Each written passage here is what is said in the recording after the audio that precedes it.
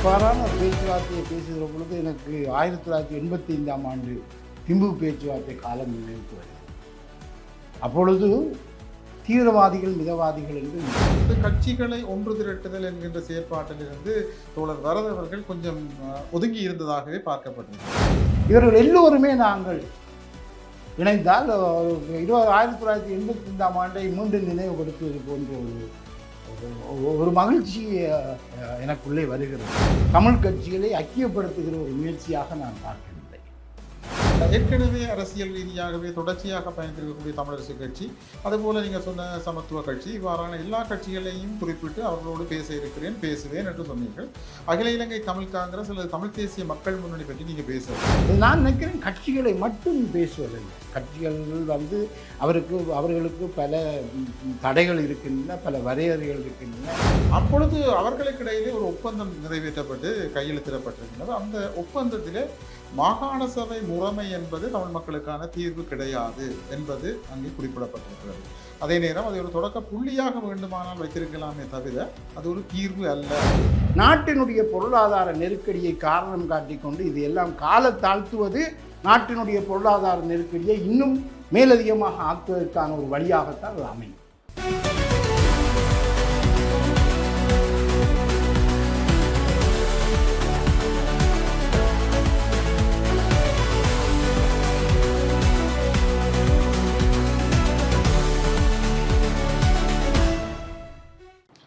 தாய் தொலைக்காட்சி நேயர்களுக்கு வணக்கம். மீண்டும் ஒரு சமகலம் நிகழ்ச்சியினூடாக உங்களை சந்திப்பதிலே மிக்க மகிழ்ச்சி. இன்றைக்கும் சமகலம் நிகழ்ச்சியிலே இணைந்த வடக்கு கிழக்கு மாகாணத்தினுடைய ஒரே ஒரு முதலமைச்சர் என்றே சொல்லலாம். அதற்கு பின்னர் வடக்கு மாகாணத்தினுடைய முதலமைச்சர், கிழக்கு மாகாணத்தினுடைய முதலமைச்சர்களை சந்தித்திருந்தாலும் இணைந்த வடக்கு கிழக்கினுடைய முதலும் கடைசியுமான முதலமைச்சராக நாங்கள் இன்று வரை பார்த்து கொண்டிருக்கக்கூடிய கௌரவ வரதராஜ பெருமாள் அவர்கள் இன்று சந்திக்கின்றோம். வணக்கம். வணக்கம். அண்மை காலத்திலே தோழர் வரதர் தொடர்பாக ஊடகங்கள் வாயிலாகவும் சமூக ஊடகங்கள் வாயிலாகவும் பேசப்பட்டு கொண்டிருக்கிறது. குறிப்பாக இந்த மாகாண சபை ஆட்சி முறை தொடர்பாக அண்மையிலே நான் நினைக்கிறேன் முதலிலே தன்னுடைய அடிப்படையான கட்சியாக இருக்கக்கூடிய EPRLF கட்சியினுடைய தோழர்களோடு அந்த கலந்துரையாடல் நடைபெற்றிருப்பதாக சொல்லப்படுகிறது. இந்த கலந்துரையாடல் நோக்கம் அல்லது அதனுடைய பேசப்பட்ட பேசு பொருள்கள் தொடர்பாக உங்களுடைய கருத்துக்கள்? வணக்கம் அனைவருக்கும். என்னுடைய இந்த முயற்சி ஒன்றும் புதிதல்ல. ஏற்கனவே பெரும்பாலான தமிழ் கட்சிகள், சமூகத்தில் இருக்கக்கூடிய பிரமுகர்கள் அல்லது அறிஞர்கள், புத்திஜீவிகள், எழுத்தாளர்கள் எல்லோருமே இந்த இலங்கையின் அரசியல் ஜாப்பில் இருக்கிற அதிகார பகிர்வு முழுமையாகவும் முறையாகவும் அமுல்படுத்தப்பட வேண்டும் என்ற கோரிக்கை பல ஆண்டுகளாகவே இருந்து வந்திருக்கிறது. ஆனால் அது பிறகு ஒரு தொய்வதும், பிறகு அது மறந்துவிடப் போவதும், பிறகு திரும்ப அது நினைவுபடுத்தப்படுவதுமாக அது இருந்து வந்திருக்கிறது. ஆனால் இப்பொழுது ஒரு பரந்த அளவிலான ஒரு ஆர்வம் தமிழ் மக்கள் மத்தியில் இருக்கக்கூடிய சக்திகள், அரசியல் சமூக சக்திகள் மத்தியில் இருக்கிறது. இந்த முழுமையாக இது நிறைவேற்றுகின்ற ஒரு நிலைமை ஏற்பட வேண்டும் என்று சொல்லி, எனவே இப்படிப்பட்ட ஒரு சூழலில் தான் ஒரு வலுவான, காத்திரமான, ஆற்றல் மிக்க, சுயாதீனமான மாகாண ஆட்சி முறை வடக்கு கிழக்குக்கு மிகவும் அத்தியாவசியமானது. அது இங்கே நிலைநிறுத்தப்பட வேண்டும் என்கிறதை பல்வேறு அரசியல் கட்சிகளுடைய குரலாகவும், சமூகத்தில் இருக்கக்கூடிய இவ்வாறான விடயத்தின் மீது அக்கறை கொண்டவர்களுடைய குரலாகவும் அது முதல் கட்டமாக வெளிப்பட வேண்டும் என்ற அந்த முயற்சியின் ஒரு முதலாவது படிதான் நான் ஈழமக்கள் புரட்சிகர விடுதலை முன்னணியுடைய செயலாளர் நாயகம் சுரேஷ் பிரேமச்சந்திரன் அவர்களை சந்தித்தது. மிகவும் ஆரோக்கியமானதாகவும் ஆக்கபூர்வமானதாகவும் அந்த கலந்துரையாடல் இருந்தது. அதே போல் நான் ஈழமக்கள் ஜனநாயக கட்சியினுடைய தலைவர் செயலாளர் நாயகம் டக்ளஸ் சிவானந்தா அவர்களையும் சந்திக்கிறதுக்குள்ளே ஏனைய கட்சிகளுடைய தலைவர்களோடும் புலட் அமைப்பினுடைய தலைவர் சித்தார்த்தன் அவர்களோடு தொலைபேசியிலே உரையாடியிருக்கிறேன், சந்திக்கலாம் என்று கூறியிருக்கிறார். அதே போல் டெலோவினுடைய தலைவர் செல்வம் அடைக்கலநாதன் அவர்கள் மிக விரைவிலே நாங்கள் சந்திக்கலாம் என்று அவரும் கூறியிருக்கிறார். சுருக்கமாக அவர்களுக்கு நான் இந்த விடயத்தை கூறியிருக்கேன். அவர்களும் ஆர்வத்தை காட்டியிருக்கிறார்கள். சுமந்திரன் அவர்கள் கூட இப்பொழுது வெளிநாட்டில் இருக்கிறார். அவரும் வெளிநாட்டிலிருந்து வந்ததன் பின்னர் அதை பற்றிய உரையாடலை மேற்கொள்ளலாம் என்று. இதே வேளையில் பல வேறு தனிப்பட்ட புத்திஜீவிகள் அவர்களோடும் பேசிக்கொண்டிருக்கிறேன். இளமக்கள் புரட்சிகர விடுதலை முன்னணியினுடைய ஒரு நீண்ட கால தோழமையோடு இருந்திருக்கக்கூடிய ஒரு உறுப்பினருடைய கருத்தாக பதிவு செய்யப்பட்டிருக்கிறது. 2009க்கு பின்னர் வரதராஜ பெருமாள் அவர்களுடைய முயற்சி, இன்றைக்கு எடுக்கப்பட்டிருக்க முயற்சி 2009க்கு பின்னர் ஆயுதக்குழுக்களாக ஈழ விடுதலை போராட்டத்திலே பங்கு பெற்றியவர்களை ஒன்றிணைத்து அவர்கள் மூலம் ஒரு காத்திரமான அரசியல் முன்னெடுப்பை செய்திருந்தால் மிதவாத அரசியல் கட்சிகளுக்கு பின்னால் ஆயுத போராட்டத்திலே ஈடுபட்ட அந்த குழுக்கள், ஈழ விடுதலை போராட்டத்தினுடைய ஆரம்ப கர்த்தாக்கள் மிதவாத கட்சிகளுக்கு பின்னால் சென்றிருக்க தேவையில்லை என்கின்ற ஒரு ஆதங்கம் வெளிப்படுத்தப்பட்டிருக்கு. அதை எப்படி பார்க்குறீங்க? அந்த பார்வை அவசியம் இல்லை என்று தான் நான் கருதுகிறேன். இப்பொழுது இவ்வாறான ஒரு பேச்சுவார்த்தையை பேசுகிற பொழுது எனக்கு 1985ஆம் ஆண்டு திம்பு பேச்சுவார்த்தை காலம் நினைவுக்கு வருகிறது. அப்பொழுது தீவிரவாதிகள் மிதவாதிகள் என்று இல்லை. நாங்கள் ஈழமக்கள் புரட்சிகர விடுதலை முன்னணி, அப்பொழுது அதனுடைய பிரதியாக இருந்தேன். புலட் அமைப்பு, ஈரோஸ் அமைப்பு, புலிகள் அமைப்பு, டெலோ அமைப்பு, தமிழர் விடுதலை கூட்டணி, இவ்வளோ பேரும் ஒன்றாகத்தான் நாங்கள் இருந்தோம். ஒன்றாகத்தான் அந்த திம்பு பேச்சுவார்த்தையை முகம் கொடுத்தோம். எனவே இன்றும் கூட அந்த தமிழர் விடுதலை கூட்டணியினுடைய பிரதானமான கட்சியாகிய தமிழரசு கட்சி, ஈழமக்கள் புரட்சிகர விடுதலை முன்னணி, அதனுடைய அந்த பழைய தோழர் நாபா அவர்களுடைய தலைமையில் இருந்த ஈழமக்கள் புரட்சிகர விடுதலை முன்னணியிலிருந்து பிரிவுகளாக வந்த அல்லது 3 கட்சிகளாக இருக்கக்கூடிய, ஒன்று சுரேஷ் பிரேமச்சந்திரனுடைய தலைமையில் இருக்கின்ற கட்சி, இரண்டாவது டாக்டர் சிவானந்தா அவர்களுடைய தலைமையில் இருக்கக்கூடிய கட்சி, மூன்றாவதாக நான் இருக்கின்ற தமிழர் சமூக ஜனநாயக கட்சி, இன்னும் சொல்லப்போனால் தோழர் அசோக் அவர்களுடைய சமத்துவ கட்சி, அவருடைய தலைமையில் சமூக கட்சி, இதெல்லாம் ஒரு பாரம்பரியத்தில் இருந்து வந்த கட்சிகள்.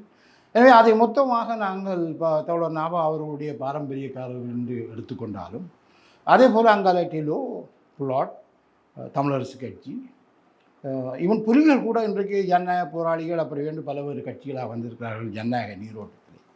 இவர்கள் எல்லோருமே நாங்கள் இணைந்தால் ஒரு 1985ஆம் ஆண்டை மீண்டும் நினைவுபடுத்துவது போன்ற ஒரு மகிழ்ச்சி எனக்குள்ளே வருகிறது. அப்படி ஒரு நிலைமை ஏற்பட்டால் மிகவும் ஆரோக்கியமானதாக இருக்கும். 2009க்கு பின்னர் நான் கூட உங்களை பல நேர்காணல்களை கண்டிருக்கின்றேன்.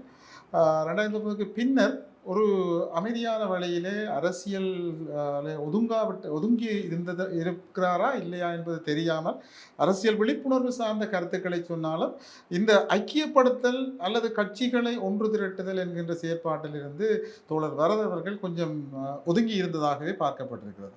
ஆனால் திடீரென இப்பொழுது இந்த கரசினையை நீங்கள் வெளிப்படுத்துவது அதை காலம் தாழ்த்தியதாக நீங்கள் யோசிக்கவில்லையா? அதில் இது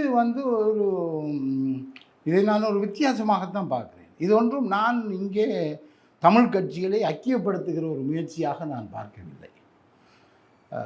தமிழர்கள் மத்தியில் இருக்கக்கூடிய பிரதானமான கட்சிகள் உடைய தலைவர்கள் இந்த குறிப்பிட்ட விடயம் சம்பந்தமாக ஒரு ஒரு ஒரு ஒற்றுமைப்பட்ட ஒரு அபிப்பிராயத்தை கொண்டவர்களாக, ஒற்றுமைப்பட்ட அபிப்பிராயத்தை வெளிப்படுத்துபவர்களாக, குரல் எழுப்புவர்களாக அமைவதுதான் இதனுடைய நோக்கமே தவிர இங்கே தமிழ் கட்சிகளை ஐக்கியப்படுத்துவதோ அல்லது தேர்தல் இல்லை. நீங்கள் சொல்லுவது போல கொள்கை அளவிலே மாகாண சபையை சரியான முறையிலே நகர்த்த வேண்டும் என்கின்ற ஒற்றை புள்ளிக்கு வருவது என்பதும் அது ஒற்றுமைப்படுத்தலாகத்தான். ஒரு புள்ளிக்கு வருகிறார்கள், எல்லோரும் ஒன்றுபட்டு அதை நோக்கி தங்களை நகர்த்த தயாராக இருக்கிறார்கள் என்றாலே அதை ஐக்கியப்படுத்த முன்னர் எப்போதையும் விட இந்த மாகாண சபை முறை இப்பொழுது அரசியல் யாப்பில் இருக்கக்கூடிய மாகாண அதிகாரங்கள் பகிரப்பட்டிருக்கக்கூடிய அந்த அளவில் இருக்கக்கூடிய மாகாண ஆட்சி முறையை முழுமையாக கொண்டு வர வேண்டும் என்கிற நடைமுறைக்கு கொண்டு வர வேண்டும் என்கிற அந்த எண்ணப்பாடும் விருப்பமும் தமிழ் பேசும் மக்கள் மத்தியில் இருக்கக்கூடிய கட்சிகளிடையே மிக அதிக அளவாக ஏற்பட்டிருக்கிறதும் ஒரு காரணமாக இருக்கிற வாய்ப்பான ஒரு சூழலை ஏற்படுத்துகிறது. இது என்னுடைய முயற்சி என்று நான் கடைசி வரைக்கும் சொல்ல மாட்டேன். இது அப்படி பார்க்கவும் வேண்டாம், தயவு செய்து. இது எல்லாரும் நாங்கள் இதனுடைய முயற்சியாக மாற்ற வேண்டும் என்பதற்காக நான் சந்திக்கிறேன். ஆனால் அதே போலவே ஏற்கனவே சுரேஷ் பிரேமச்சந்திரன் அவர்கள் சொல்லியிருக்கிறார்கள், ஈழ மக்கள் புரட்சியர் விடுதலை தாங்கள் இந்த இந்த அந்த அந்த நோக்கிலான ஒரு அரசியல் முன்னெடுப்புகளை மேற்கொள்வதற்கான வேலை திட்டங்களை தாங்கள் ஏற்கனவே ஆரம்பித்திருப்பதாக சொல்லியிருக்கிறார்கள். எனவே இது என்னுடைய முன்முயற்சி அல்லது என்னுடைய நடவடிக்கை என்றில்லை. இந்த வந்த இடத்திலே நான் அவர்களோடு பேசுகிறேன். தொடர்ந்தும் இப்படியான ஒரு நிலைமைகள் இருக்குமா இருந்தால் ஆர்வத்தோடு இதனோட பங்கு பெற்றுகின்ற ஒரு வாய்ப்பு எனக்கு ஏற்படும் என்று தான் நான் கூறுவேன். நீங்கள் பல போராட்ட கட்சிகளையும் முன்னர் போராட்ட அமைப்பாக இருந்தவர்கள் இப்பொழுது அரசியல் கட்சிகளாக இருப்பவர்களையும் ஏற்கனவே அரசியல் ரீதியாகவே தொடர்ச்சியாக பயணித்திருக்கக்கூடிய தமிழரசு கட்சி, அதுபோல் நீங்கள் சொன்ன சமத்துவ கட்சி, இவ்வாறான எல்லா கட்சிகளையும் குறிப்பிட்டு அவர்களோடு பேசுவேன் என்று சொன்னீர்கள். அகில இலங்கை தமிழ் காங்கிரஸ் அல்லது தமிழ் தேசிய மக்கள் முன்னணி பற்றி நீங்கள் பேசவில்லை. அவர்களோடு பேசுவதற்கான வாய்ப்புகளும் இருக்கிறதா? நிச்சயமாக இருக்கிறது. அதாவது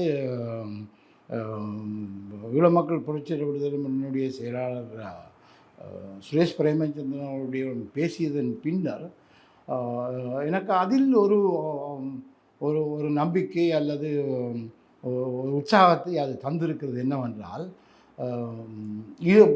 இப்பொழுது உள்ள மாற்றங்கள் பல ஏற்பட்டு வந்த சூழலில் அடுத்து வரக்கூடிய ஒரு மாகாண சபைக்கான தேர்தலில் காங்கிரஸும் பங்கு பெற்றுவதற்கான வாய்ப்பு இருப்பதனால் அவர்கள் அதி உச்சமாக இந்த மாகாண சபை ஆட்சி முறையை முழுமையாக நிறைவேற்றுவதை அவர்களாக அதற்கான அரசியல் குரலை முன்னெடுக்காவிட்டாலும் கூட அதற்கான அரசியல் குரல்களை எதிர்க்காமல் அவர்கள் இருப்பார்கள் என்ற ஒரு நம்பிக்கை இருக்கிறது. ஆனால் அது காலம் சார் பதில் சொல்லித்தான் வேணும்.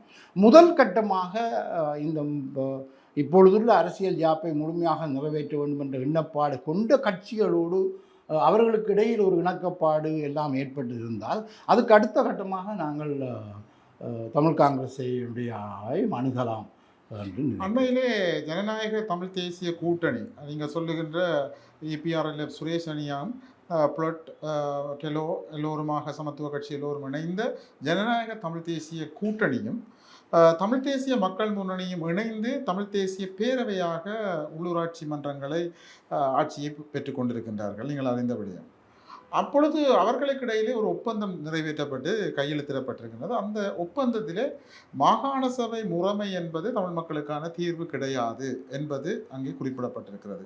அதே நேரம் அதை ஒரு தொடக்க புள்ளியாக வேண்டுமானால் வைத்திருக்கலாமே தவிர அது ஒரு தீர்வு அல்ல என்பதை வலியுறுத்தி அதில் நீங்கள் சொல்லுகின்ற அல்லது உங்களோடு கலந்துரையாடுகிற பொழுது மிக உற்சாகமாக சில கருத்துக்களை சொல்லியிருக்கக்கூடிய சுரேஷ் பிரேமச்சந்திரன் அவர்களும் அந்த உடன்பாட்டிலே கையொப்பமிட்டவர்கள் சார்பாக அதை ஏற்றுக்கொண்டிருக்கிறார். அதை எப்படி பார்க்கிறீர்கள்?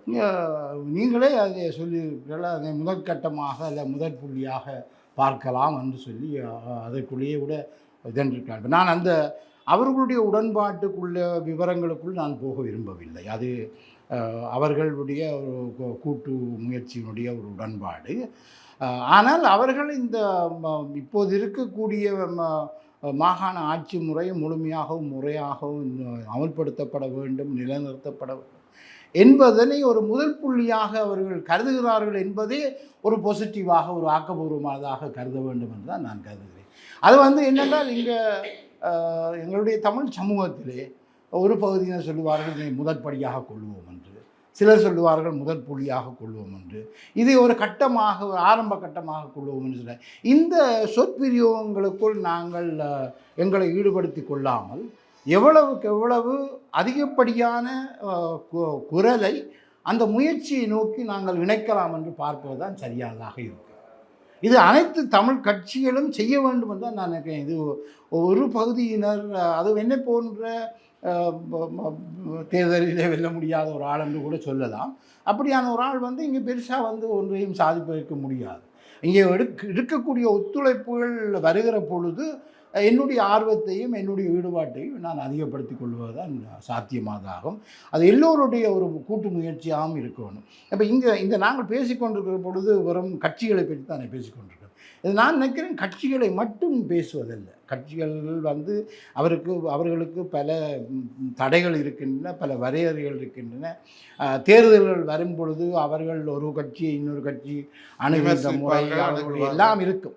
அதெல்லாம் நாங்கள் அங்கீகரிக்க வேண்டும், அல்லது அடையாளம் கண்டு அதை முதன்மைப்படுத்தாத ஒரு அரசியலை, அதாவது இந்த தமிழ் மக்கள் அனைவருக்குமான ஒரு அரசியல் தீர்வுக்கான தேவையோடு ஒட்டிய வகையில் ஒரு முயற்சி எடுக்கிற பொழுது இங்கே சமூக சக்திகள், ஏன்னா எங்களுடைய தமிழ் பேசும் மக்கள் மத்தியிலே இருக்கிற இன்னொரு யதார்த்தம் என்னவென்றால், இப்போ நீங்கள் தமிழ்நாட்டிலே அல்லது இந்தியாவிலே பார்த்தீர்கள் என்றால் பொதுமக்கள் மத்தியிலே இருக்கக்கூடிய பெரும்பான்மையானவர்கள் ஒவ்வொரு பகுதியினரும் ஒரு கட்சியோடு தங்களை வெளிப்படுத்துவார்கள்.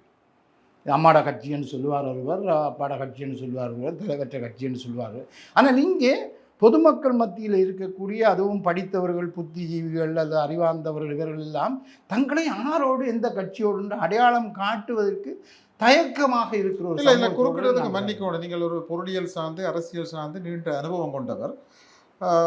இந்த நிலை, அதாவது இந்த கட்சியையும் அடையாளப்படுத்தாமல் சரியான தீர்மானம் நோக்கி நகருகின்ற ஒரு சமூகம் ஆரோக்கியமானதாக பார்க்க முடியாதா? அது நோயானதாக பார்க்க வேண்டாம்.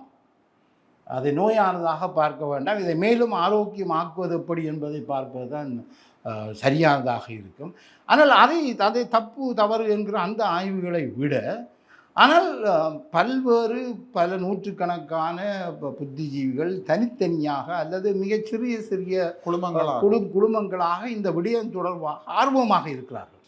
எனவே நான் நினைக்கிறேன், அவர்கள் ஒரு குறிப்பிட்ட பொலிட்டிக்கல் பார்ட்டி ஐடென்டிட்டியோடு இல்லாத ஒரு அரசியல் சமூக செயல்பாட்டுக்கு அவர்கள் எல்லாரும் தயாராக இருப்பார். அவர்கள் தீர்மானிக்கின்ற சக்தியாக கூட இருக்கிறார்கள். குறிப்பாக தமிழரசு கட்சி, தமிழ் தேசிய மக்கள் முன்னணி என்று பார்க்கிற பொழுது நீங்கள் சொல்லுகின்ற அந்த குழுமம் தேர்தல்களின் பொழுது தீர்மானிப்பாளர்களாகவும் இருக்கிறார்கள்.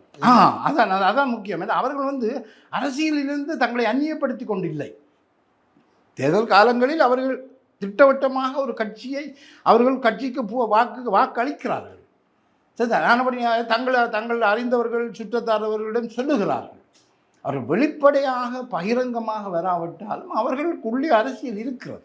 எனவே ஆனால் அவர்கள் ஒரு குறிப்பிட்ட கட்சிக்காரர் என்று அடையாளப்படுத்துவது அல்ல பிரபல்யப்படுத்துவதை அவர்கள் விரும்பாத ஒரு சூழல் எங்களுடைய சமூகத்தில் இருக்கிறது. அதை நாங்கள் சரியாக அந்த யதார்த்தத்தை புரிந்து கொண்டு சமூகத்தில் இருக்கக்கூடிய பல்வேறு புத்திஜீவிகள், அறிஞர்கள், அறிவாளிகள், எழுத்தாளர்கள், இலக்கிய எழுத்தாளர்களும் உட்பட அவர்களையும் ஒரு சமூக அமைப்பாக இந்த அரசியல் சமூக விடயம் தொடர்பான ஒரு சமூக அமைப்பாக, அதை நான் சொல்லவில்லை அது ஒரு புரட்ச குரூப்பு அப்படியெல்லாம் இல்லை, அவர்களும் ஒரு செயல்பாட்டாளர்களாக இந்த அரசியல் கட்சியில் அனைவற்றுக்குமான ஒரு மையமான ஒரு செயற்பாட்டு தளத்தை கொண்டவர்களாக அவர்களுடைய அபிப்பிராயங்கள் அரசியல் கட்சிகளை நோக்கி ஒரே விதமாக அரசியல் கட்சிகளுக்கு வழங்கப்படுகின்ற ஒரு விதமாக இருந்தால் நிச்சயமாக இது ஒரு முழு சமூகமும் இணைந்து செயல்படுகின்ற ஒரு விடயமாக அமையும். நீங்கள் சொல்லுகின்ற இந்த மாகாண சபை முறைமை, அதாவது நாங்கள் இலங்கை அரசோ அல்லது யாரோ விரும்பியோ விரும்பாமலோ ஏற்றுக்கொண்டே ஆக வேண்டியது ஏனென்றால் அரசியலமைப்பிலே உள்ளடக்கப்பட்டிருக்கின்ற இந்த விடயம் தொடர்பாக காலத்துக்கு காலம் வருகின்ற அரசுகள் பாராமுகமாகத்தான் இருக்கிறார்கள். மாகாண சபைக்குரிய முழுமையான அந்த வரப்பிரசாதங்களை வழங்குவதற்கு அவர்கள் தயாராக இல்லை. ஆனால் அதை வழங்க வேண்டும் என்று வலியுறுத்திய எங்களுடைய அயல் நாடாக இருக்கக்கூடிய இந்தியா பார்த்தும் பாராதமாகத்தான் அவர்களும் இருக்கிறார்கள் என்கிற குற்றச்சாட்டு எங்கள் மத்தியில் இருக்கிறது அல்லவா? இல்லை, இரண்டு விடயத்தை நீங்கள் குறிப்பிட்டிருக்கீர்கள். ஒன்று, அரசு அதிலே சரியாக நடந்து கொள்ளவில்லை என்பது. இரண்டாவதாக, இந்தியா இதில் அக்கறையாக நடந்து கொள்ளவில்லை என்பது. முதலாவது அரசு என்று எடுத்தால் கடந்த காலத்தில் வந்த அரசாங்கங்கள் எல்லாம் அப்படித்தான். அக்கறையாக நடந்து கொள்ளவில்லை என்று மட்டுமல்ல, இந்த மாகாண ஆட்சி முறையை நீர்த்து போகின்ற வகையான பல விஷயங்களையும் அவர்கள் செய்து வந்திருக்கிறார்கள். பல சட்டங்களை அவர்கள் ஆக்கியிருக்கிறார்கள், பல நிர்வாக முறைகளை அவர்கள் ஆக்கி ஒரு மாகாண ஆட்சி முறை என்னென்ன அர்த்தங்களோடு தொடங்கப்பட்டதோ, என்னென்ன பொருள்கோடல்களோடு அரசியல் யாப்பு உருவாக்கப்பட்டதோ அதெல்லாம் இன்றைக்கு வேறு விதமான அர்த்தங்களையும் வேறு விதமான நடைமுறைகளையும் வேறு விதமான பொருள்கோடல்களையும் சொல்லுவதாக ஆட்சியாளர்கள் ஆக்கியிருக்கிறார்கள். அதனால்தான் தமிழ் மக்கள் சமூகத்திலிருந்து, தமிழ் பேசும் மக்கள் சமூகத்திலிருந்து, ஏன்னா இலங்கையிலே மொழி வாரியாக 2 பேசும் மக்கள் இருக்கிறார்கள். ஒன்று சிங்களம் பேசும் மக்கள், தமிழ் பேசும் மக்கள். ஆனால் இங்கே தமிழ் பேசும் மக்களுக்கு தான் இந்த மாகாண ஆட்சி முறை மிக பிரதானமாக இருக்குது. மலையகத்தில் இருப்பவர்களுக்கு இந்த வகையான ஒரு மாகாண ஆட்சி முறையை பற்றி நாங்கள் அப்படியே கொப்பி பண்ணுவதாக இல்லாவிட்டாலும் அங்கேயும் அவர்கள் ஒரு வகையான ஒரு அதிகார பகிர்வு முறையை அவர்களும் கூறிக்கொண்டு தான் இருக்கிறார்கள். எனவே இங்கே தமிழர் சமூகம், தமிழ் பேசும் முஸ்லீம் மக்கள் சமூகம், இந்த 2 சமூகங்களும் இந்த வடக்கு கிழக்கை பொறுத்தவரையில் இணைந்து செயல்பட வேண்டிய அவருடைய பிரதிநிதிகள், அவருடைய சமூக பிரமுகர்கள் எல்லாம் இணைந்து செயல்பட வேண்டிய ஒரு தேவை இருக்கிறது. அப்படி செயல்படுகிற பொழுது அரசுகளுக்கும் அந்த அந்த விஷயங்களை வலியுறுத்துகின்ற வேலை திட்டங்களை நாங்கள் மேற்கொள்ள வேண்டும் என்பதற்காக இந்த சொல்லி அரசு தானாக செய்யுமாக இருந்தால் இந்த பிரச்சனை பெருசாக இருந்திருக்காது. இந்தியாவிலே பிரிட்டிஷ்காரர்களுடைய ஆட்சி காலத்திலேயே மாநில அமைப்பு முறைகள் கொண்டு வரப்பட்டன. ஆனால் சுதந்திரமடைந்த இந்தியாவிலே அது மேலும் வலுவாக்கப்படுகிற வகையிலையும் மாநில அரசுகள் மிக கணிசமான அளவு சுயாதீனமாக செயல்படுகின்ற வகையிலேயும் தான் அங்கே அரசியல் யாப்பு உருவாக்கப்பட்டது. அது அரசியல் யாப்பு உருவாக்கப்பட்டது மட்டுமல்ல, அந்த அரசியல் தலைவர்கள், அந்த ஆண்ட தலைவர்கள், முழு ஒன்றிய இந்தியாவை ஆண்ட தலைவர்களும் அதை நிறைவேற்றுவதில் அக்கறையுடையவர்களாக இருந்தார்கள்.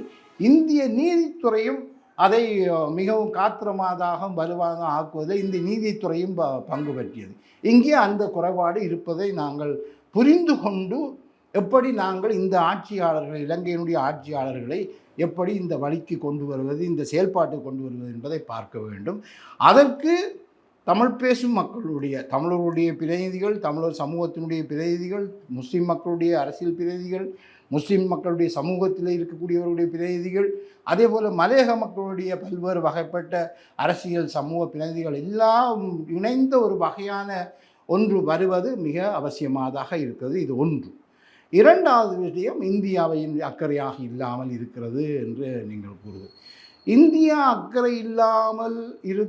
அக்கறைப்படுவதென்பது முதலில் நாங்கள் அக்கறைப்பட வேண்டும். இன்றைக்கு நான் பேசியவர்கள் எல்லோரிடம் இருந்தும் வந்த அபிப்பிராயங்களிலிருந்தும் நானும் கிரகித்து கொண்டது, நானும் அவர்களோடு பகிர்ந்து கொண்டது.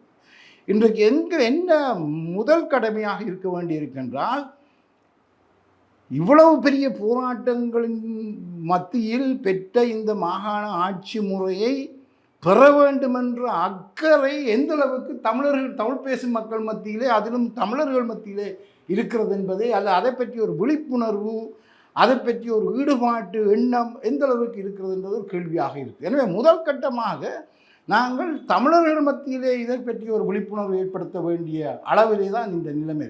இப்படி ஒரு நிலை இருக்கிற பொழுது இந்தியா அக்கறையாக இல்லை என்று சொல்லி கொண்டிருப்பதிலே ஏன் கேட்கிறேன் என்று சொன்னால், மாகாண சபை முறைமை இங்கே ஒரு செயற்பாட்டில் இருக்கிற பொழுதும் மாகாணத்தினுடைய அதிகாரங்கள் மத்தியிடம்தான் போய் சென்றிருக்கின்றது. குறிப்பாக ஆளுநரின் ஊடாக அது கையாளப்பட்டு கொண்டிருக்கிறது. ஆளுநருடைய செயற்பாடுகள் மத்திய அரசினுடைய கட்டுப்பாட்டின் கீழ் இருக்கிறது. ஆகவே தவிர்க்க முடியாமல் மாகாண முறைமை என்பது வெளிப்பார்வைக்கு இருந்தாலும் அதனுடைய செயற்பாடுகள் அத்தனை, குறிப்பாக ஏற்கனவே இந்த சிஸ்டத்தில் நீங்கள் இருந்த ஒருவர் என்பதாலே நன்றாக தெரியும். இங்கே நாடளாவிய சேவையைச் சேர்ந்த உத்தியோகத்தர்களுடைய நியமனங்கள், அவர்களுடைய பதவி உயர்வுகள், அவர்களுடைய இடமாற்றங்கள் தொடர்பாக மாகாண சபையினுடைய எந்த அமைச்சுக்கும் அதிகாரம் கிடையாது. அதுதான் நான் ஏற்கனவே பல தடவைகள் நீங்கள் பேட்டி கண்ட இடங்களில் எல்லாம் கூறியிருப்பேன். ஆளுநரிடம் முழு அதிகாரம் இப்பொழுது மாகாண ஆட்சி அதிகாரங்கள் எப்போ வருகிறது என்றால், மக்களால் தெரிவு செய்யப்பட்ட முதலமைச்சரும் மந்திரி சபையும் இல்லாத பொழுது ஆளுநர் தான் இருக்கிறார். இங்கே நீண்ட காலமாக வடக்கு கிளை பொறுத்தவரையில் ஆளுநர் ஆட்சி தான் நடந்து வந்திருக்கு. சரி, மக்களால் தெரிவு செய்யப்பட்ட ஆட்சி வடக்கிலே ஒரு 5 வருடங்கள் நடந்திருக்கிறது, கிழக்கிலே ஒரு 9 வருடங்கள் நடந்திருக்கின்றது. இந்த காலகட்டத்தில் மத்திய அரசாங்கம் நீங்கள் சொல்லுவது போல ஆளுநர்களே அதிகாரிகள் அல்லது நிறைவேற்ற அதிகாரம் கொண்டவர் என்பது போன்ற ஒரு நிலைப்பாட்டை தான் அது வலியுறுத்தி வந்திருக்கிறது. ஆனால் அதற்கு எதிராக அதற்கு என்ன சொல்கிறது, அதை சவாலுக்கு உட்படுத்தி வடக்கு மாகாணமோ கிழக்கு மாகாணமோ உச்ச நீதிமன்றத்துக்கு செல்லவே இல்லை. நான் சொல்லுகிறேன் என்றால், இந்த அரசியல் யாப்பு பொருள் யாப்பு என்று ஒவ்வொரு விடயங்கள் தொடர்பான பொருள் கூடலை அரசாங்கம் எப்படி கொண்டிருந்ததோ அப்படியே நாங்கள் கொண்டிருக்க வேண்டும் என்ற எந்த அவசியமும் இல்லை. நாங்கள் அதுக்கு என்ன முறையான பொருள்கூடல் எந்த முறையாக இருக்க வேண்டும் என்பதை பற்றிய ஒரு புரிதலோடு அதனை நாங்கள் உச்சநீதிமன்றத்துக்கும் கொண்டு போயிருக்க வேண்டும். இந்த அரசியல் யாப்பு வருவதற்கு, இந்த அதாவது மாகாண சபை முறை வருவதற்கு உத்தரவாதம் அளித்த இந்தியாவிடமும் கொண்டு போயிருக்க வேணும். இங்கே வாங்கப்பா, நீங்கள் குறித்ததை இப்படி செய்கிறாங்க, நீங்கள் என்ன சொல்கிறீங்க? இதிலும் ஒரு குறுக்கீடு. நான் நினைக்கிறேன், முதலமைச்சராக சி.வி. விக்னேஸ்வர நீதியரசர் இருந்த காலத்திலே பதவி நிலை உத்தியோகத்தர்கள் மாகாணத்தை விட்டு வெளியே செல்லுகிற பொழுது முதலமைச்சரிடம் அனுமதி பெற வேண்டும் என்கின்ற ஒரு சுற்றுநிருபத்தை அன்றைய முதலமைச்சர் வெளியிட்டிருந்தார். அதை சவாலுக்குட்படுத்தி உச்சநீதிமன்றத்திலே அது வழக்கு தாக்கல் செய்யப்பட்டது. தாக்கல் செய்யப்பட்டதன் அடிப்படையிலே முதலமைச்சருக்கு அந்த அதிகாரம் கிடையாது என்கின்ற தீர்ப்பின் அடிப்படையிலே அது வரப்போகிறது என்றதனாலேயே அந்த வழக்கினை மீள கைவாங்குகின்ற நிலைமையிலே மாகாண சபை இருந்திருக்கிறது. நான் அந்த வழக்குகளுடைய விவரங்களுக்குள்ளே போக விரும்பவில்லை. ஆனால் நான் ஏற்கனவே சொல்லியிருக்கேன், எல்லா இடமும் சொல்லியிருக்கேன், இந்திய அரசியல் யாப்பில் இருக்கிற விடயங்கள் தான் இங்கே இலங்கையின் 13வது திருத்தம் என்று சொல்லப்படுகின்ற, இலங்கையின் அரசியல் யாப்பிலே 13வது திருத்தம் என்று சொல்லப்படுகிற பகுதியிலேயும் மாகாண சபை சட்டம் என்று சொல்லப்படுகின்ற அந்த சட்டத்திலேயும் இந்திய அரசியல் யாப்பில் இருப்பவை தான் இருக்கின்றன. அப்போ இந்த இலங்கை, இந்தியா எல்லாம் பிரிட்டானிய சட்ட பாரம்பரியத்தோடு சம்பந்தப்பட்ட காமன் லோ ட்ரெடிஷன்னு சொல்லுவார்கள். எனவே இந்த அந்தந்த இந்த பிரிட்டானியாவிலே அல்லது ஆஸ்திரேலியாவிலே, சவுத் ஆப்பிரிக்காவிலே, இந்தியாவிலே, பாகிஸ்தானிலே எல்லாம் எப்படி அரசியல் யாப்பின் இன்னென்ன விவரங்கள் பொருள்கோடல் கொல்லப்படுகிறதோ அந்த பொருள்கோடல் தான் இலங்கையிலும் கொல்லப்பட வேண்டும் என்ற நிலைப்பாட்டை நாங்கள் எடுத்து அந்த விவாதங்கள் மேற்கொள்ளப்பட வேண்டும். அது அரசியல் ரீதியாகவும் மேற்கொள்ளப்பட வேண்டும், நீதிமன்றங்களூடாகவும் மேற்கொள்ளப்பட வேண்டும். குறிப்பிட்ட வழக்கு தொடர்பாக நான் சொல்லுகின்ற அதை பற்றி நாங்கள் விரிவாக இதில் உரையாடுவது அவசியமில்லை என்று நான் நினைக்கிறேன். ஆனால் அரசியல் யாப்பிலே உள்ள வாக்கியங்களை நீங்கள் எடுத்துக்கொண்டால், இலங்கையினுடைய அரசியல் யாப்பின் பிரகாரம் என்னுடைய புரிதலின்படி இந்தியாவிலே சட்டம் படித்தவன் என்ற அந்த அடிப்படையிலே புரிந்தவன் என்ற வகையில் 5 வருடங்கள் நான் அந்த சட்ட தொழிலே என்ன நடக்கிறது, நீதிமன்றங்களிலே என்ன நடக்கிறது, எப்படி வழக்குகள் நடக்கின்றன, எப்படி செயல்படுகின்றன என்பதை பார்த்தவன் என்ற வகையிலேயும், குறிப்பாக இந்த அரசியல் யாப்பு தொடர்பாகவும் அதிகார பயிர்வு தொடர்பாகவும் விசேடமாக நான் கவனம் எடுத்து படித்த அல்லது புரிந்து கொள்ள முற்பட்டவன் என்ற வகையிலேயும் நான் சொல்லுவது என்னவென்றால், இலங்கையிலே இருக்கக்கூடிய அரசியல் யாப்பிலே ஆளுநருக்கு எந்த நிறைவேற்று அதிகாரமும் நடைமுறையில் கொடுக்கப்படவில்லை. அதான் நான் சொல்கிறேன். ஆனால் இந்த விடயமே அந்த அடிப்படை விடயம் எடுக்கப்படாமல் ஒவ்வொரு சின்ன விடயத்துக்கு போனீங்கன்னா குழப்பம்தான் வரும். இங்கே இருக்கக்கூடிய அரசியல் யாப்பினுடைய 154வது F பிரிவு இங்கு தெளிவான ஒரு விளக்கத்தை இலங்கையிலே கொண்டு வர வேண்டும். அதான் அதனுடைய பிரதானமான பகுதி. அந்த பகுதியில் தான் மிச்சம் எல்லாமே வரும். ஆளுநருக்கு அதிகாரம் இருக்குதா இல்லையா, ஆளுநருக்கு அதிகாரம் எங்கே இருக்கிறது, எந்த இடத்தில் இருக்கிறது என்பதெல்லாம் அந்த உறுப்புரையில் இருந்து தான் வருகிறது. எனவே அந்த உறுப்புரையினுடைய முழுமையான விளக்கம் இங்கே உச்ச நீதிமன்றங்களால் வழங்க. நீங்கள் சொன்ன புரிதல் போல தான் என்னுடைய புரிதலின் அடிப்படையில் மாகாண சபையிலே ஒரு நியதி சட்டத்தை நிறைவேற்றினாலும் கூட அதை அனுமதிப்பதற்காக ஆளுநரிடம் சமர்ப்பிக்க வேண்டும் என்கிறது மாகாண சபை சட்டம்.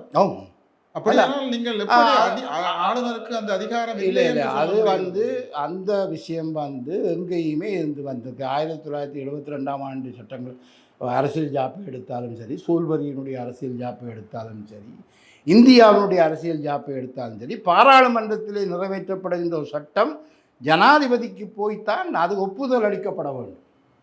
அந்த பாரம்பரியத்திலே தான் தமிழ் இந்தியாவில் இருக்கிற மாநிலங்களிலும் சட்டசபைகளிலே உருவாக்கப்படுகிற சட்டங்கள் ஆளுநரிடம் போய் ஒப்புதல் அளிக்கப்பட வேண்டும். ஆனால் இந்த ஆளுநர்கள் அதை தூக்கி ஒரு பக்கத்திலே போட்டுவிட்டு இருக்கிற ஒரு விடயத்தை இங்கு இல்லை, அது தப்பு என்று நாங்கள் வழக்கு எடுக்கவில்லை.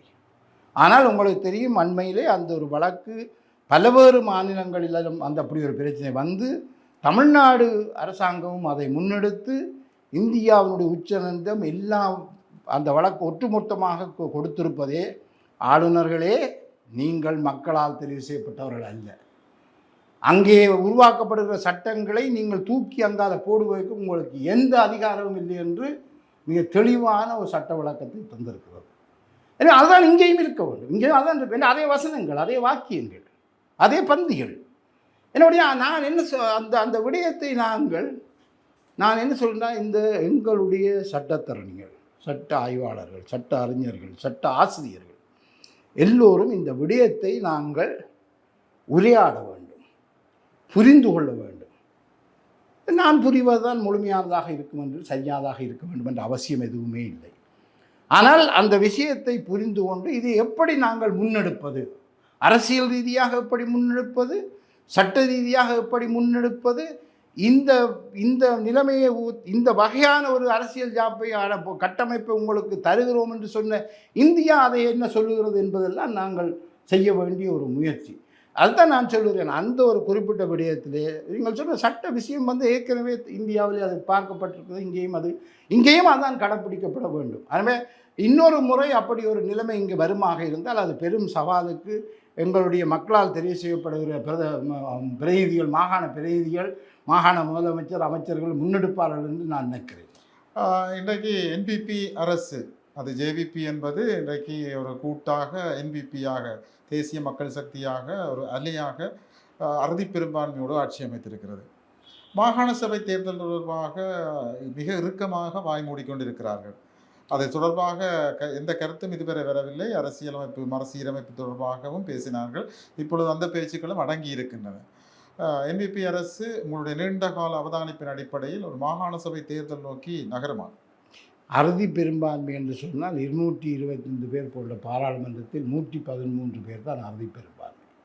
151 பேர் என்பது 3-2 பெரும்பான்மைக்கும் அதிகமான, அறுதிக்கும் மேற்பட்டது, அறுதிக்கும் மிகவும் அதிகமான வெற்றி அவர் கொண்டிருக்கிறார்கள். சர்வஜன வாக்கெடுப்பு தவிர்த்த வேறு எல்லாவற்றையும் அவர்கள் பாராளுமன்றத்துக்குள்ளாலே அவர்கள் செய்ய முடியும். அவர்கள் நினைத்தால் முடியும்.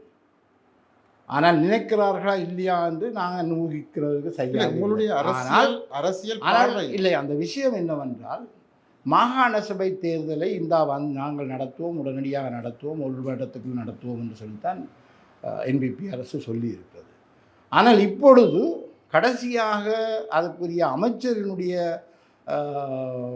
அவருடைய அறிவிப்பின்படி டீலிமிட்டேஷன், அதாவது எல்லை மீள் நிர்ணயம் செய்கிற ஆணைக்குழு நியமிக்கப்பட்டு பிறகு அது நாடு முழுக்கவும் திரிந்து அது எல்லை மீள் நிர்ணயம் செய்து அது அப்படி ஒரு நிலைமையை வருவதற்கு அவசியம் இன்றைக்கு இல்லை என்றால் அது இந்த அரசாங்கத்துக்கு தெரியும். அது இல்லை முக்கியமான தேவை. மாகாண ஆட்சியை கொண்டு வருவதற்கு வீதாசார முறை தேர்தல் ஒன்றை கொண்டு வருவதுதான் உடனடியான இருக்கக்கூடியது. அதுக்கு 2017ஆம் ஆண்டு உருவாக்கப்பட்ட சட்டத்தை அவர்கள் ரிப்பீல் பண்ணி அந்த சட்டத்தை நிராகரித்து விட்டு பழைய முறையை அவர்கள் பாராளுமன்றத்தின் ஊடாக நிலைநிறுத்தினாலே தேர்தலை நடத்துகின்ற நிலைமை ஏற்பட்டுவிடும். ஏன் அவர்கள் மீள் நிர்ணயம் செய்ய போகிறார்கள் என்பதை தொடர்பாக அவர்கள் காலத்தை தள்ளி போட முயற்சிக்கிறார்கள் என்றுதான் பலரும் அனுமானிப்பார்கள். அதற்கான இடத்தைத்தான் இந்த ஆட்சி வழங்குகிறது. அதைத்தான் அவர்கள் நோக்கமாக கொண்டிருக்கிறார்களா என்பதனை நாட்கள் போக போக மாதங்கள் போக போக தெரியும். இந்த நிலைப்பாட்டை, இதை நீங்கள் சொன்ன நிலைப்பாடு வெளிப்படையாக எல்லோருக்கும் தெரிந்த விஷயம். அவர்கள் ஆரம்ப காலத்திலே, அதாவது இணைந்த வடக்கு கிழக்கை பிரிக்க வேண்டும் என்பதற்காக நீதிமன்றம் சென்றவர்கள் இப்பொழுது அவர்களுக்கு மாகாண சபை முறைமை என்பது கிட்டத்தட்ட ஒரு அலேஜியான விஷயம்தான். அப்படி இருக்கிற பொழுது இந்த போக்கினை இந்தியா எவ்வாறு கையாளும் என்று நீங்கள் அனுமானிக்கிறீர்கள்? இலங்கையினுடைய மாகாண ஆட்சி முறை ஏன் வேண்டும் என்பதற்கு நாங்கள் ஒரு புரிதல் வேண்டும். அதை அவர்களும் புரிந்து கொள்ள வேண்டும், ஆட்சியில் இருப்பவர்களும் புரிந்து கொள்ள வேண்டும், சிங்கள பெருந்தேசியவாதிகளும் புரிந்து கொள்ள வேண்டும், சிறுபான்மை மக்களுடைய தலைவர்களும் புரிந்து கொள்ள வேண்டும்.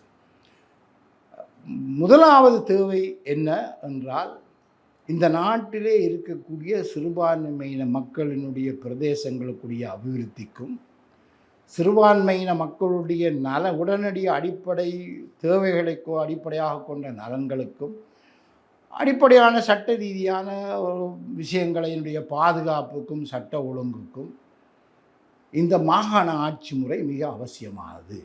அவர்களுடைய பிரதிநிதிகளை கொண்டதான ஒரு கட்டமைப்பு அவசியமானது.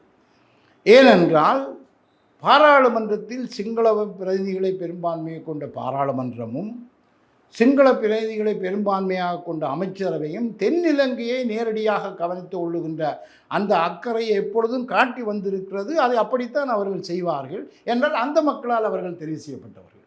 எனவே அந்த வகையிலே அவர்கள் அங்கே ஒரு மாகாண சபை இருந்ததும் சரி இல்லாவிட்டாலும் சரி, ஒரு உள்ளூராட்சி சபை உறுப்பினர் கேட்டால் கூட அமைச்சர்கள் செய்வார்கள். ஆனால் எங்களுடைய நிலைமை அதுவல்ல. இங்கே எங்களுடைய மக்களுடைய பிரதிநிதிகள் தான் எங்களுடைய மக்களுடைய பிரச்சனைகளை பார்ப்பார்களா பார்க்க மாட்டார்களோ என்ற வேறு.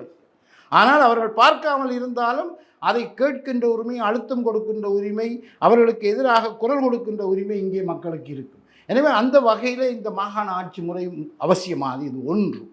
இரண்டாவது விடயம், இப்பொழுது இருக்கக்கூடிய என்பிபி ஆட்சியும் என்ன வகையான அரசியல் ஜாப்பை கொண்டிருக்கிறது என்றால், 20ஆம் அரசியல் ஜாப்பு திருத்தத்தினூடாக கோத்தபாயா அவர்கள் எவ்வளவுக்கு எவ்வளவு அதிகாரங்களை மையத்திலே குவித்தாரோ அந்த அதிகாரத்தோடு தான் அவர்கள் செயல்பட்டு கொண்டிருக்கிறார்கள். எனவே அவர்கள் இந்த அரசியல் ஜாப்பை மாற்றுவோம், ஜனநாயகமயப்படுத்துவோம், நாங்கள் அதிகாரங்களை குவித்து வைத்திருந்தாலே அதிகார துஷ்பிரயோகம் நடக்கும் என்பது உலக தத்துவம், அரசியல் தத்துவம். அங்கு அப்படி அதிகாரங்கள் குவித்திருந்தாலே ஊழலும் மோசடிகளும் அதிகமாக இருக்கும் என்பதும் அதனோடு இணைந்த ஒரு தத்துவம். ஆனபடினாலே அதிகாரங்கள் கீழ் நோக்கி மாகாணங்களை நோக்கி பகிரப்படுவது என்பது ஒரு செக் அண்ட் பேலன்ஸை, ஒரு ஜனநாயகத்திலே ஒன்று அது துஷ்பிரயோகம் செய்தால் இது கவனிப்பதற்கு, இது துஷ்பிரயோகம் செய்தால் அதை கவனிப்பதற்கும் என்ற வகையிலான ஒரு ஜனநாயக செக் அண்ட் பேலன்ஸை உருவாக்குவதற்கு இந்த அதிகார பயிர்வு அவசியம். என்னுடைய இலங்கையினுடைய ஒட்டுமொத்த ஜனநாயகமயமாக்கத்துக்கும் இந்த அதிகார பயிர்வு மிகவும் அவசியமானதாக இருக்குது. இனங்களுக்கிடையே நல்லிணக்கத்தை உருவாக்குவதற்கும், என்றால் சிங்கள அரசு ஒன்றும் செய்தில்லை, சிங்கள அரசு எங்களை காப்பாற்றுதில்லை, சிங்கள அரசு நிலங்களில் கொண்டு குடியேற்றுது என்ற இந்த பிரச்சனைகளெல்லாம் எங்கே வருகிறது என்றால் மாகாண ஆட்சி முறை இல்லாதபடியால் தான் வருகிறது.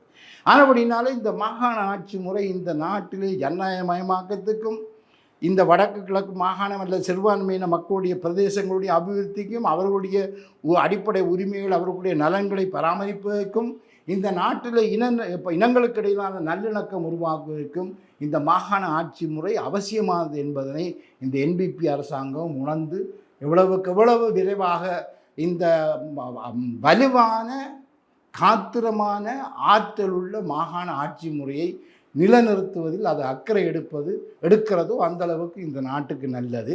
நாட்டினுடைய பொருளாதார நெருக்கடியை காரணம் காட்டிக்கொண்டு இது எல்லாம் கால தாழ்த்துவது நாட்டினுடைய பொருளாதார நெருக்கடியை இன்னும் மேலதிகமாக ஆக்குவதற்கான ஒரு வழியாகத்தான் அது அமையும். உண்மையிலே மிக முக்கியமான பல விடயங்கள் தொடர்பாக தோழர் பரதர் அவர்கள் தன்வெளிப்படுத்தி இருக்கின்றார். குறிப்பாக அண்மையிலே அவருடைய கலந்துரையாடல் தொடர்பாக பேச முற்பட்ட பொழுது அவர் சொல்லுகின்ற விடயம், வெறுமனவே ஈழ மக்கள் புரட்சிகர விடுதலை முன்னணியினுடைய மீளெழுச்சி அல்லது அவர்களை ஒன்றிணைத்தல் என்பதற்கு அப்பால் தமிழ் பேசும் மக்களை பிரதிநிதித்துவப்படுத்துகின்ற அனைத்து கட்சிகளுக்கும் அவர்களுடைய நிலைப்பாடுகளும் மாகாண சபை முறைமையை முழுமையாக அமல்படுத்துவதற்கான ஒரு வலுவான கோரிக்கையை முன்வைத்தல் தொடர்பாக நகர வேண்டும். அதில் நான் அவரிடம் சில கேள்விகளை கேட்டபொழுது அவர் அதிலிருந்து அதை பேச வேண்டாம் என்பதை தவிர்த்திருந்தார். குறிப்பாக தமிழ் தேசிய பேரவையாக பரிணமித்திருக்கக்கூடிய தமிழ் தேசிய மக்கள் முன்னணி, ஜனநாயக தமிழ் தேசிய கூட்டணி, ஏன் அவ்வாறு அதை பற்றி பேசாமல் இருப்பது நல்லது என்பதையும் அவர் வெளிப்படுத்தியிருந்தார். இப்பொழுது அகில இலங்கை தமிழ் காங்கிரஸ் அதை ஒரு தொடக்க புள்ளியாக வைத்திருத்தல் என்பதை வரவேற்க வேண்டிய ஒரு சூழ்நிலையிலே இருக்கிறோம். எல்லோரையும் ஒட்டுமொத்தமாக கூட்டிச் செல்ல வேண்டிய தேவை இருக்கிறது என்பது அவருடைய ஆணித்தரமான கருத்தாக இருக்கிறது. அது மட்டுமல்ல, என்பிபி அரசாங்கமானது இந்த மாகாண சபை தேர்தலை நடத்துவதிலே பின்னிற்பது என்பது ஒட்டுமொத்த இலங்கையினுடைய வளர்ச்சி போக்கிலும் இனங்களுக்கிடையிலே சமத்துவத்தை பேணுவது என்கின்ற தேசிய மக்கள் சக்தியினுடைய கொள்கைக்கு அது ஒரு மாறான நிலைப்பாட்டை கொண்டு வரும் என்பதும் தோழர் வரதர் அவர்களுடைய நிலைப்பாடாக இருக்கிறது. நீண்ட அரசியல் ஆய்வுகளிலும் அரசியல் செயற்பாடுகளிலும் ஈடுபட்ட ஒருவர், ஈழத்தமிழர்களுடைய அரசியல் வாழ்விலே தன்னை ஈடுபடுத்தி பல்வேறு கட்டங்களிலே தன்னுடைய அரசியல் பயணங்களை மேற்கொண்டவர், பொருளியல் அரசியல் தொடர்பாக நீண்ட அனுபவம் கொண்ட ஒருவர், மிக நேர்த்தியான தன்னுடைய கருத்துக்களை வைத்திருக்கின்றார். அவருடைய கருத்துக்களை உள்வாங்கி அது தொடர்பாக ஆராய வேண்டியது நேயர்களாகி உங்களை சார்ந்தது. எங்களுடைய அன்பான அழைப்பை ஏற்றி கலையகத்துக்கு வருகை தந்து மிகச்சிறப்பாக தன்னுடைய கருத்துக்களை வழங்கிய, நான் ஏற்கனவே சொன்னது போலதான் இணைந்த வடக்கு கிழக்கு மாகாணத்தினுடைய ஒரே ஒரு முதலமைச்சர், முதலும் கடைசியுமாக நாங்கள் பார்த்து கொண்டிருக்கின்ற முதலமைச்சர் வரதராஜ பெருமாள் அவர்களுக்கு தாய் தொலைக்காட்சி சார்பிலே மனப்பூர்வமான நன்றிகளை தெரிவித்துக் கொள்கிறேன்.